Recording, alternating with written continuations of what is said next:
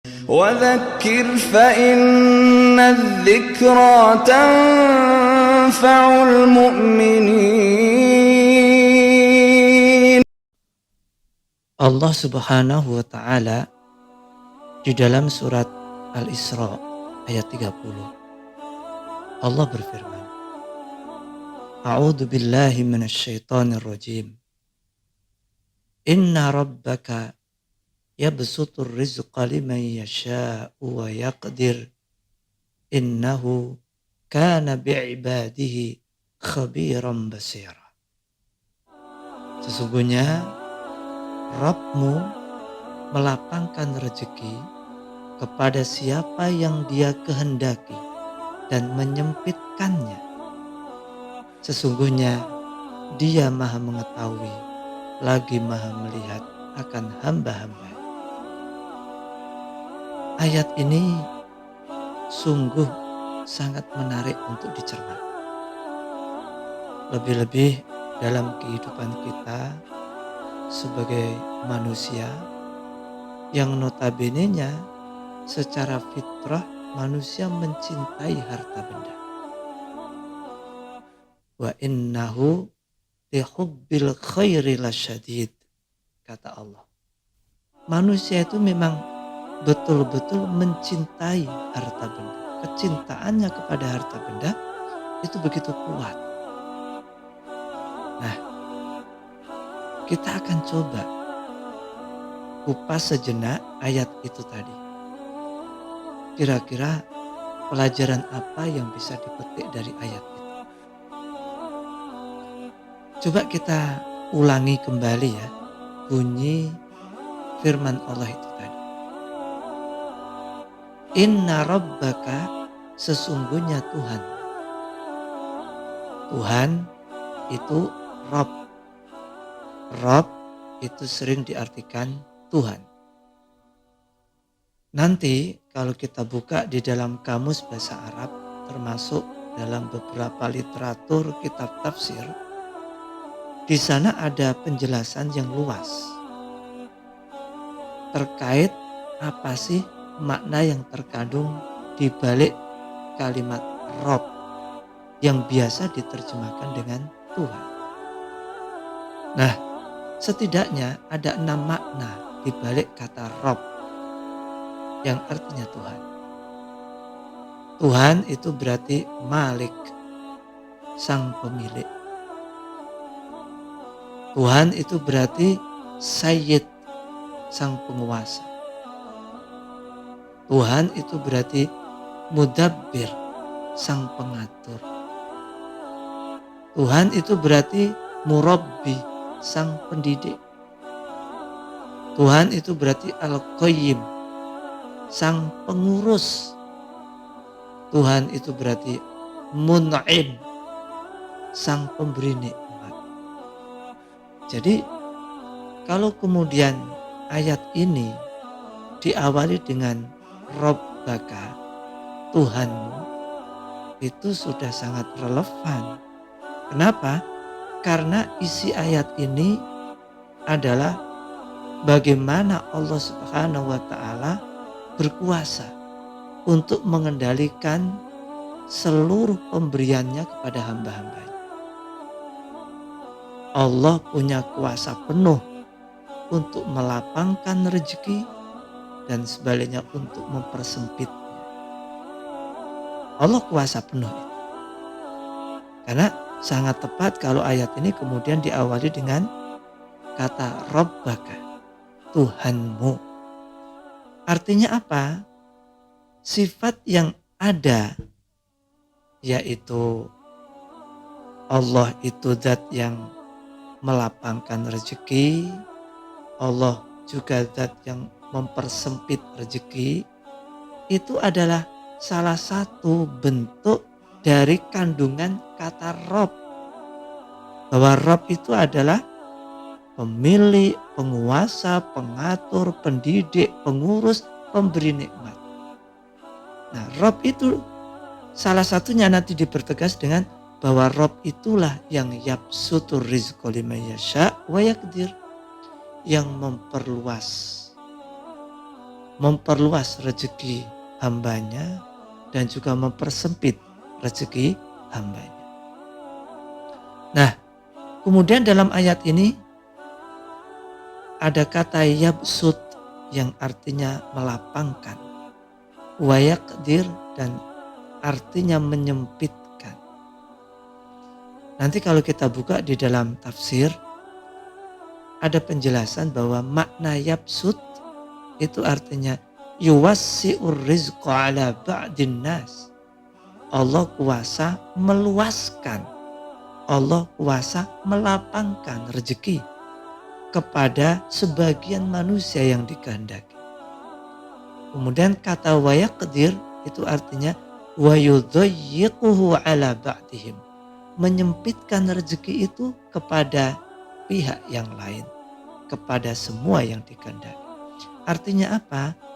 Allah jika berkehendak bisa melapangkan rezeki seseorang. Sebaliknya, jika Allah berkehendak akan menyempitkan rezeki seseorang. Allah Maha Kuasa untuk melapangkan rezeki dan Allah Maha Kuasa untuk mempersempit rezeki. Artinya Allah kuasa menambah rezeki, Allah pun kuasa mengurangi rezeki. Allah kuasa menjadikan orang kaya, Allah pun kuasa untuk menjadikan orang itu miskin. Nah, seperti itu. Dan memang kalau kita mau jujur, kondisi manusia tentu tidak statis ya. Terkadang naik, terkadang turun. Terkadang hari ini dibuat lapang, besok lain hari dibuat sempit. Nah, seperti itu. Terkadang penghasilan hari ini bertambah, tetapi sebelum-sebelumnya berkurang. Sama dengan begitu. Nah, ini memberikan indikasi bahwa kehidupan itu berputar. Kehidupan itu berputar. Tak selamanya di atas. Sebagaimana tak selamanya di bawah. Sesekali Allah putar roda itu sehingga kita berada di atas. Dan sesekali Allah putar roda itu dan menjadikan kita di bawah. Di atas dan di bawah secara silih berganti, itulah kehidupan. Terkadang merasakan lapang, terkadang merasakan sempit. Terkadang mendapatkan kecukupan, tetapi lain waktu merasakan kekurangan. Seperti itu. Terkadang keuntungan bertambah, tapi terkadang tertimpa kerugian. Nah, seperti itulah. Sehingga dari penjelasan ini relevan dengan firman Allah, wa tilkal ayyamu nudawiluha bainan nas. Itulah hari-hari kehidupan yang akan kami putar. Jadi hidup itu laksana roda yang selalu berputar. Allah putar roda kehidupan itu. Sehingga kalau hari ini bahagia, terkadang besok sedih. Kalau hari ini menang, besok kalah. Dan begitu selanjutnya. Itulah kehidupan. Dan itu dalam genggaman Allah. Jadi rezeki itu berada dalam genggaman Allah. Bukan manusia yang menentukan. Maka ada kaidah yang berbunyi al-mar'u yudabbir wallahu yuqaddir. Manusia merencanakan, Allah yang memberi keputusan. Allah yang memberi ketetapan. Kita berusaha tapi hasilnya terserah Allah. Nah, itu kaidahnya.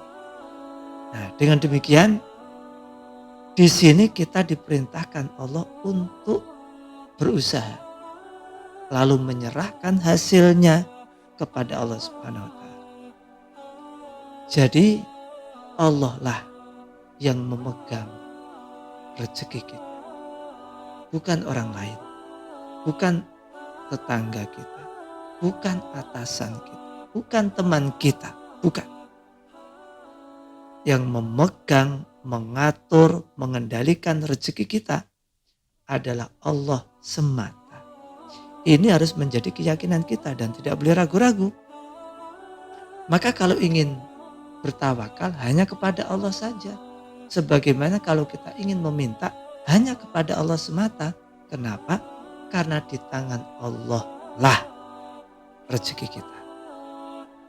Nah, itu tidak boleh ragu-ragu. Maka meskipun kita berusaha maksimal, bukan gara-gara maksimal usaha itu Allah beri rezeki. Tetapi karena memang Allah berkehendak. Kalau Allah nggak berkehendak, meskipun kita bersusah payah, tidak akan dapat rezeki. La mani alima a'taita wala mu'tiya lima mana'ta wala yanfa'u dzal jaddi minkal jaddu. Kalau Allah memberi, siapa yang bisa menolak? Dan kalau Allah mengambil, siapa juga yang bisa memberi? Nah, jadi semuanya rezeki itu Allah yang kelola, Allah yang ngatur, Allah yang membagi. Hari ini untuk si A, besok si B, besok si C, dan lain sebagainya. Karena itu di dalam tafsir nanti disebutkan terkait Allah yang membentangkan rezeki, yang melapangkan, dan Allah pula yang menyempitkan. Itu nanti ada penjelasan yang berbunyi al-bastu wal qabdu innama huma min amrillah. Kelapangan rezeki dan kesempitannya itu semua dua-duanya adalah urusan Allah semata. Hanya Allah yang bisa melapangkan rezeki dan hanya Allah yang bisa menyempitkan rezeki. Karena itu hanya bersandar kepada Allah semata. Nah, baik, kita lanjut. Inna rabbaka, sesungguhnya Tuhanmu, yabsutur rizqa liman yasha'u wa yaqdir. Melapangkan rezeki kepada siapapun yang dikehendaki dan menyempitkannya. Di sana ada kata ar-rizq, rezeki. Kalau boleh bertanya ini, apakah rezeki itu sebenarnya? Nah, kata rezeki itu di dalam Al-Quran dengan berbagai derivasinya, dengan berbagai bentuknya, itu terulang sebanyak 123 kali. 123 kali. 123 kali. Dengan rincian 61 kali dalam bentuk fi'il atau kata kerja dan 62 kali dalam bentuk isim atau kata benda. Nah, kata ini setelah kita teliti, kita pelajari dengan seksama, ternyata kata rizki yang di dalam Al-Quran itu mengandung beberapa makna. Terkadang rezeki diartikan al-ato, pemberian, anugerah. Anugerah itu rezeki, pemberian itu pun rezeki. Terkadang juga rezeki di dalam Al-Quran diartikan to'am, makanan. Maka makanan itu juga rezeki. Di lain waktu rezeki di dalam Al-Quran berarti mator, hujan. Ya tentu hujan itu juga rezeki. Betapa tanah itu membutuhkan hujan supaya menjadi hidup dan tumbuh semua yang ada di bumi. Itu butuh hujan, hujan rezeki. Nah, terkadang juga rezeki di dalam Al-Quran itu berarti sawab, pahala. Subhanallah, kalau kita dapat pahala itu rezeki sekali itu. Bahkan adakah yang lebih besar rezeki itu daripada pahala? Nah, kemudian berikutnya, rezeki juga bisa berarti jannah, surga. Wah, ini lebih spesial lagi. Dan ada juga rezeki di dalam Al-Quran berarti fakihah, buah-buahan. Artinya yang perlu digarisbawahi, rezeki itu tidak identik dengan kekayaan. Rezeki itu tidak identik dengan harta benda. Rezeki itu tidak identik dengan rupiah. Ingat itu. Karena seringkali kita tuh berpikir rezeki itu ya harta. Maka kalau kita ingin mengukur seseorang apakah seseorang itu memperoleh rezeki dari Allah atau tidak, terkadang kita salah. Standarisasi kita adalah hartanya. Kalau hartanya banyak ya berarti dia banyak rezeki. Kalau hartanya sedikit berarti dia sedikit rezekinya. Nah ini yang perlu diluruskan. Rezeki tidak serta-merta berupa harta. Sehat itu juga rezeki loh. Punya teman itu rezeki, punya kawan itu rezeki, punya saudara itu rezeki, punya keluarga itu rezeki. Ya, kita sehat hari ini itu rezeki, Masya Allah. Apalah artinya harta kalau sakit? Apa artinya makanan kalau sakit? Apa artinya tempat tinggal yang mewah kalau sakit? Sehat itu rezeki. Bisa belajar itu rezeki, bisa melihat dengan jelas itu rezeki. Bisa berjalan, kemudian bisa bercengkerama, masih bertemu dengan orang-orang yang kita cintai di sekitar kita, itu rezeki. Dikasih umur itu rezeki. Punya teman-teman yang baik itu rezeki. Maka sebenarnya Allah itu sudah memberikan rezeki kepada kita itu luar biasa. Karena itu wa in ta'uddu ni'matallahi la tuhsuha. Kalau kamu mau menghitung nikmat Allah enggak akan mampu. Nah, ini yang perlu digarisbawahi bahwa hakikat rezeki itu luas. Esensi dari rezeki itu luas. Tiada batas. Maka jangan dipersempit makna rezeki dengan kekayaan semata, harta benda semata. Jangan. Nah, dengan demikian Allah Subhanahu wa Ta'ala membagi rezeki itu berarti terkadang membagi harta, terkadang membagi sehat, terkadang membagi ilmu, terkadang memberi kesempatan, terkadang memberi panjang umur, memberi keluarga dan macam ragam. Maka rezeki tiada terbatas.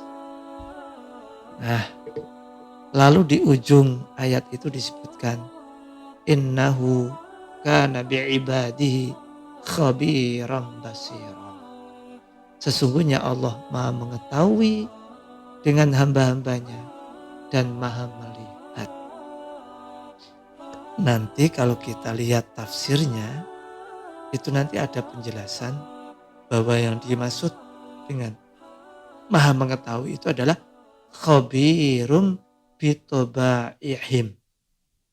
Khabirum bitobaihim. Apa artinya? Allah itu Maha mengetahui tentang tabiat manusia. Basirun, Maha melihat artinya basirun bihawa ijihim. Allah Maha melihat kebutuhan manusia. Artinya Allah melapangkan rezeki atau mempersempitnya itu karena Allah sudah tahu. Allah Maha tahu, Allah Maha melihat bagaimana karakter hambanya. Apa sih yang menjadi kebutuhan hambanya? Ini cocoknya seperti apa? Orang yang karakternya seperti ini cocoknya diberi berapa? Nikmat apa yang harus aku berikan untuknya? Kalau orang punya kebutuhan seperti ini, apa yang harus aku berikan? Nah, kalau anak 1 kira-kira seperti apa rezekinya? Anak 2, 3, 4 rezekinya bagaimana? Dan begitu selanjutnya. Allah bagikan rezeki itu tentu dengan ilmu Allah Subhanahu wa taala.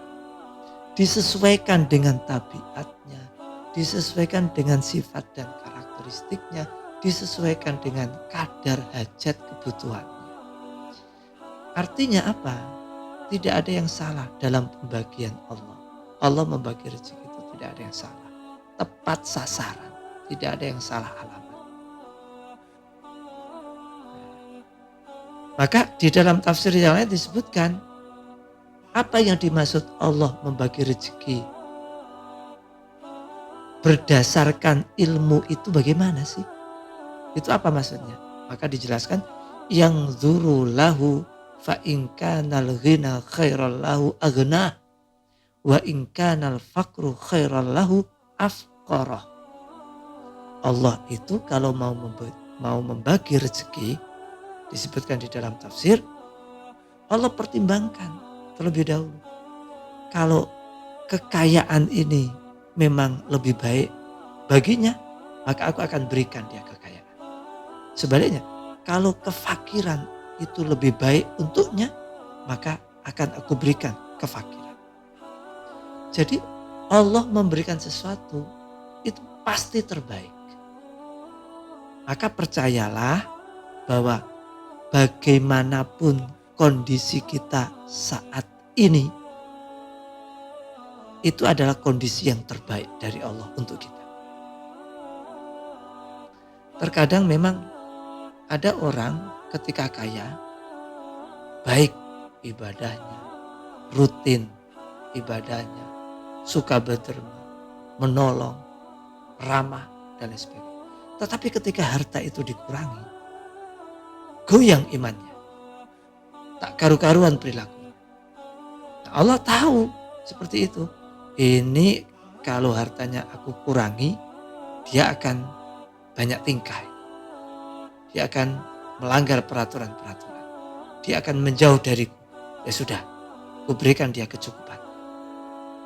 Tapi sebaliknya terkadang ada orang yang miskin, ketika miskin itu baik.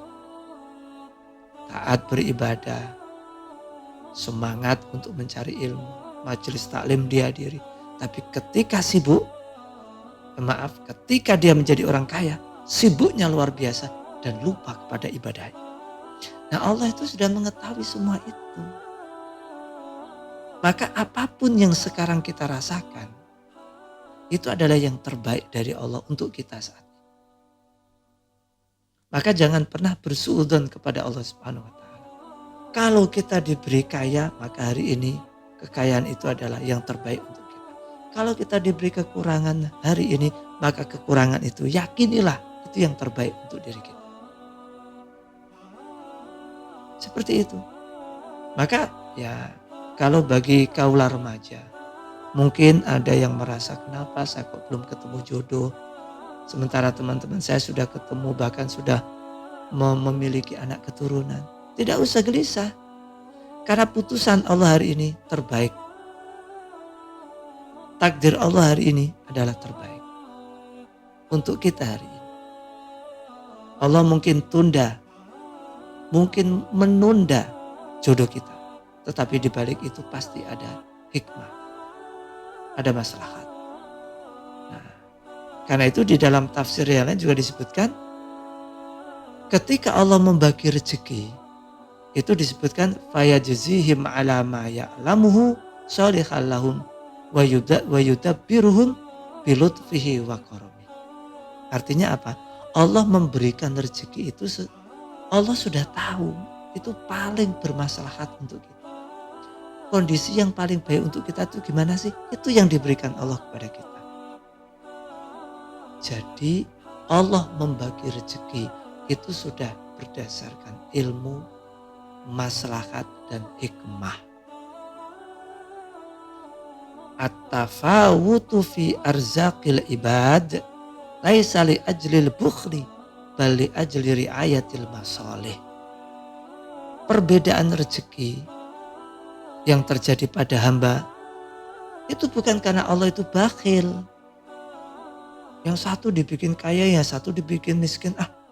Kenapa sih Allah itu bakhil, pilih kasih? Oh bukan.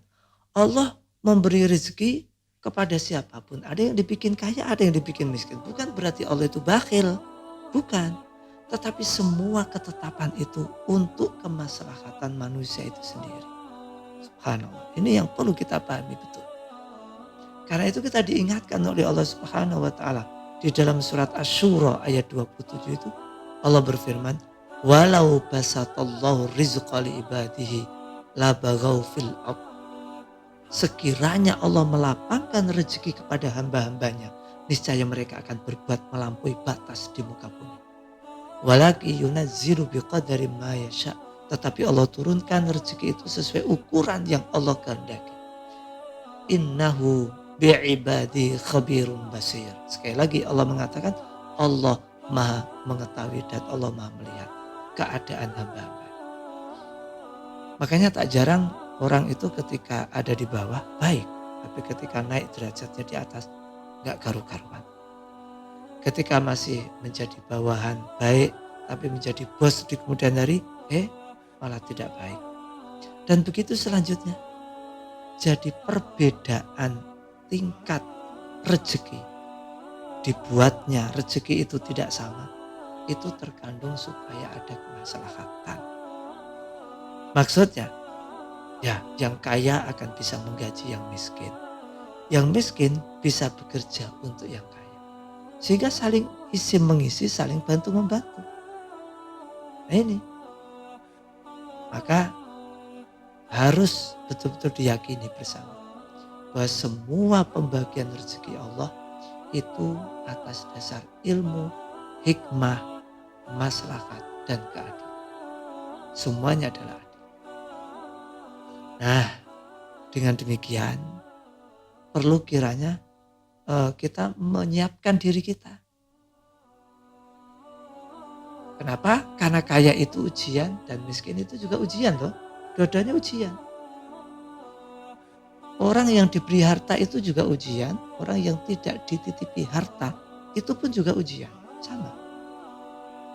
Mana yang lebih berat? Tentu relatif. Tentu relatif. Makanya ada orang yang ketika fakir dia baik. Ada juga orang kaya baik. Tapi tak sedikit orang fakir jadi jahat. Begitu pula orang yang kaya tetap menjadi jahat. Jadi sangat relatif. Selanjutnya coba kita berpikir bagaimana sikap kita kalau begitu. Setelah kita mengetahui Allah itu membagi rezeki sedemikian rupa. Semuanya telah dipertimbangkan, diperhitungkan oleh Allah dengan ilmu, hikmah, maslahat, dan keadilan. Kira-kira bagaimana? Tugas kita satu. Menerima ketentuan Allah dengan ridho. Apapun yang ditentukan Allah, apapun takdir yang telah ditetapkan oleh Allah, itulah yang terbaik. Nah, lebih-lebih tadi kita sudah menyampaikan bahwa rezeki itu tidak mesti dalam bentuk harta. Nah, karena itu Rasulullah Shallallahu Alaihi Wasallam di dalam sebuah hadis yang diriwayatkan oleh Imam Muslim dan Imam Ahmad itu suatu hari pernah bersabda, "Qad aflaha man aslam." Sungguh beruntung orang Islam. Coba disimak baik-baik. Qad aflaha man aslama. Sungguh beruntung orang Islam. Wa ruziqa kafafan. Yang diberikan rezeki cukup. Wa qanna'ahu Allahu bima ata. Dan dijadikan Allah qanaah terhadap semua yang diberikan padanya. Kalau menurut hadis ini tadi, orang yang beruntung itu ada 3 syarat. Islam, rezekinya cukup, lalu qanaah. Subhanallah. Islam kita semuanya sudah beragama Islam, alhamdulillah. Itu syarat bagi kita. Kenapa kok menjadi syarat pertama Islam itu? Karena semua ujian yang kita terima akan berpahala kalau kita Islam. Kita terima dengan lapang dada. Kekayaan itu juga bisa berpahala kalau di tangan orang yang Islam. Miskin itu juga tetap berpahala kalau orang miskin itu Islam. Apapun perbuatan kita akan berpahala kalau Islam. Itu syarat mutlak. Alhamdulillah kita semuanya dalam kondisi Islam. Maka syarat yang pertama, untuk menjadi orang yang beruntung, kita sudah mengantonginya. Yang kedua, waruziko kafafan. Rezekinya itu cukup. Pertanyaan apa yang dimaksud dengan cukup? Imam An-Nawawi itu pernah menjelaskan bahwa cukup itu adalah al-kifayah bila ziyadah wala naqs. Yang dimaksud cukup itu adalah tidak lebih dan tidak kurang. Tidak lebih tapi juga tidak kurang. Itulah cukup. Jadi itulah rezeki yang terbaik sebenarnya. Dan kalau kemudian kita sehari-hari masih punya kelebihan, mestinya kan kita lebih pandai bersyukur kepada Allah Subhanahu wa taala. Kata Nabi, pokoknya kalau orang itu rezekinya sudah cukup, ya sudah. Itu sudah beruntung. Makanya sabda ini perlu kita pahami betul, sabda Nabi ini. Hidup yang terbaik itu yaitu tadi itu cukup. Tidak lebih tapi tidak kurang. Itu setidaknya seperti itu. Setidaknya seperti itu. Sehingga semua yang menjadi kebutuhan dapat terpenuhi. Karena cukup. Mohon maaf loh ya. Banyak juga orang kaya tapi merasa nggak cukup loh. Sehingga orang kaya banyak juga yang hutangnya banyak. Orang kaya tapi banyak hutang. Itu juga tidak sedikit. Banyak orang kaya tapi tetap mengeluh. Mengeluh kalau kurang. Nah ini. Jadi yang penting itu cukup. Nah yang penting itu cukup. Nah itu yang kedua. Yaitu cukup tadi itu. Cukup adalah tidak lebih dan tidak kurang. Kemudian yang ketiga, qanaah. Apa sih qanaah itu? Al-qanaah itu secara sederhana ar-ridho bil qasm. Ridho terhadap pemberian Allah. Apapun yang diberikan Allah kepada kita, kita ridho. Kita terima dengan lapang dada. Qanaah itu apa? Al-iktifa bil mawjud wa tarku syauq ilal mafqud. Qanaah itu merasa cukup dengan yang ada dan tidak merindukan apa yang tidak ada. Apa yang ada? Ya sudah. Dicukupkan. Cukup, merasa cukup dengan apa yang ada. Kalaupun tidak ada, tidak juga dipikirkan. Biasa. Yang penting sekarang ini yang ada apa? Uang sekarang yang ada berapa? Yaitu digunakan untuk makan. Nah, seperti itu. Apa yang sekarang kita miliki? Ya sudah. Seringkali kita tidak bisa bersyukur. Itu ya gara-gara itu. Yang ada tidak bisa diterima. Sementara pikiran dan ambisi kita kepada apa yang belum ada. Sehingga yang sudah ada sekarang tidak kelihatan dan tidak terasa. Sehingga isinya kufur selalu. Nah, karena itu ada pepatah yang berbunyi, man udimal qanaah lam yazidhul mal illa faqra.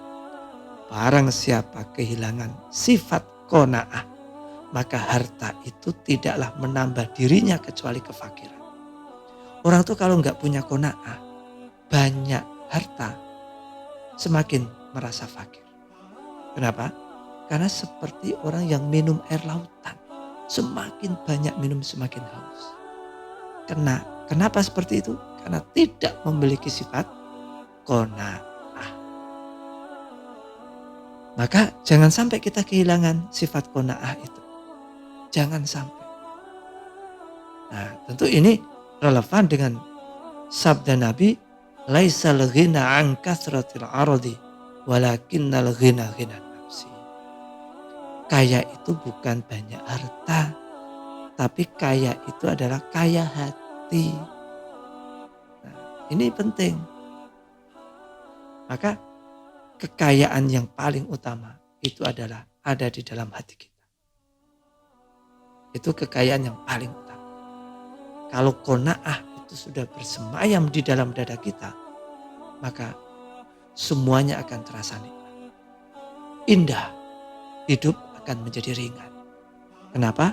Karena kita bisa menikmati apa yang ada, mensyukuri apa yang ada. Nah, selanjutnya, mari kita simak rumus agar kita menjadi orang yang paling kaya di dunia. Dengarkan sabda Rasul. Wardho bima qasamallahu lak takun aghnan nas. Ini satu-satunya kata kunci yang perlu kita pegang. Apa itu? Wardho bima qasamallahu lak. Terimalah semua pembagian Allah untukmu. Apapun. Diberi sehat, terima. Diberi sakit, terima. Diberi harta, terima. Dikurangi hartanya, terima. Terima semua. Putusan Allah untukmu, terima. Takun aghnan nas. Kamu akan menjadi orang yang paling kaya. Subhanallah. Siapa di antara kita yang tidak ingin menjadi orang yang paling kaya? Ternyata orang yang paling kaya itu bukan orang yang bergelimang harta, tetapi orang yang paling mampu menerima kenyataan. Paling mampu menerima putusan Allah, ketentuan Allah, takdir Allah, pembagian Allah. Karena itu ada pepatah berbunyi, laisa sa'idul ladzi yamtaliku kulla syai'. Orang yang bahagia bukan orang yang memiliki segalanya. Walakinnas sa'id huwallazi yaqtani'u bikulli syai'. Orang yang bahagia itu yang mampu menerima segalanya. Apapun yang diberikan Allah bisa diterima. Nah, siapa yang tidak ingin bahagia? Inilah rumusnya. Kalau ingin bahagia, terimalah segala takdir Allah dengan lapang. Anda akan bahagia. Bahagia bukan berarti memiliki segalanya, tapi mampu menerima segalanya. Nah, mudah-mudahan Allah Subhanahu wa Ta'ala menjadikan kita hamba-hambanya yang mampu qanaah, memiliki kekayaan hati, kekayaan jiwa. Dan mudah-mudahan Allah senantiasa memperkuat keyakinan kita di dalam hati, menjaga keyakinan kita di dalam hati, agar kita tetap husnudzon kepada semua yang ditakdirkan Allah untuk diri kita. Ingat, takdir Allah tidak pernah salah. Kenapa? Segala yang datang dari Allah sudah dipertimbangkan dengan ilmu Allah, maslahat untuk kita, hikmahnya, dan juga keadilan. Semua takdir itu sudah memenuhi 4 kriteria tadi. Berdasarkan ilmu, hikmah, maslahat, dan keadilan. Semoga Allah melapangkan dada kita, melapangkan hati kita, dan menjadikan kita senantiasa mampu menerima semua takdir dan ketentuan Allah dalam hidup kita.